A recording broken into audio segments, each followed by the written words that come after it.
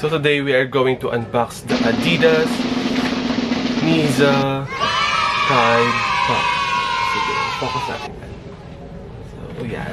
This shoe comes in a normal adidas blue box. Yan.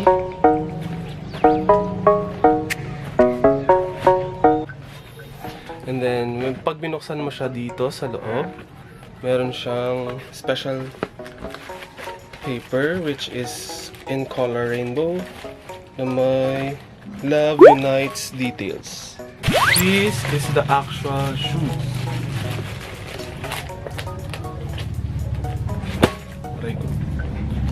So ayan, focus natin. Thumbnail. Thumbnail, paano mo mag-thumbnail? Ang hirap mag-thumbnail, day. You can only buy this shoe for only 1,000 pesos. And this one comes in a rainbow details sa outsole.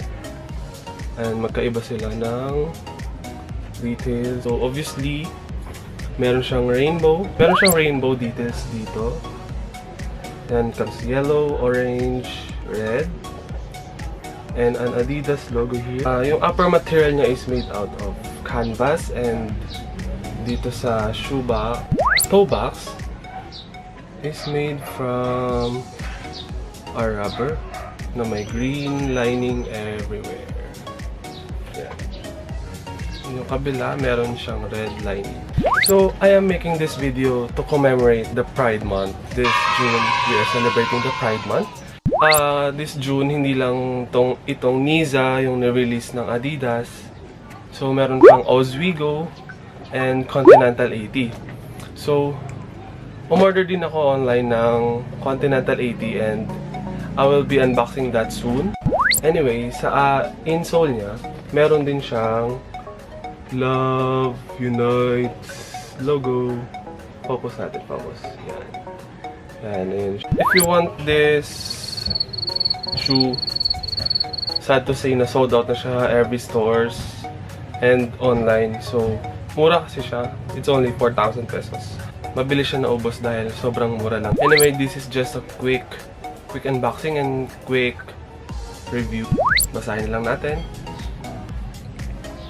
NIZZA Pride Shoes. Throwback trainers that celebrate the LGBTQ community. So, celebrate the many colors of love. Yes. This special Pride edition of the NIZZA shows off a rainbow stripe around the midsole. Yan, pinakita ko sa inyo yung midsole, around the midsole.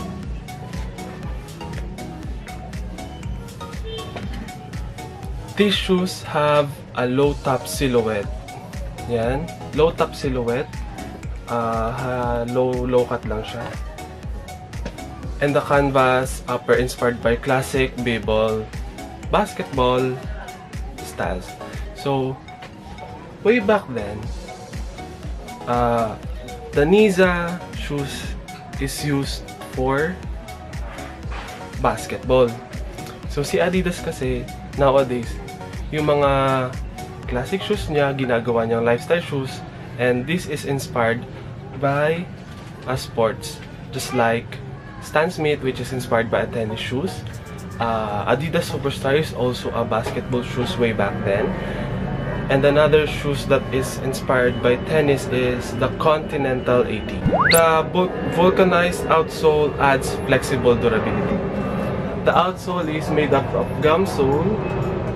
Alam naman natin na ang gum sole ay makapit sa surface, sa floor.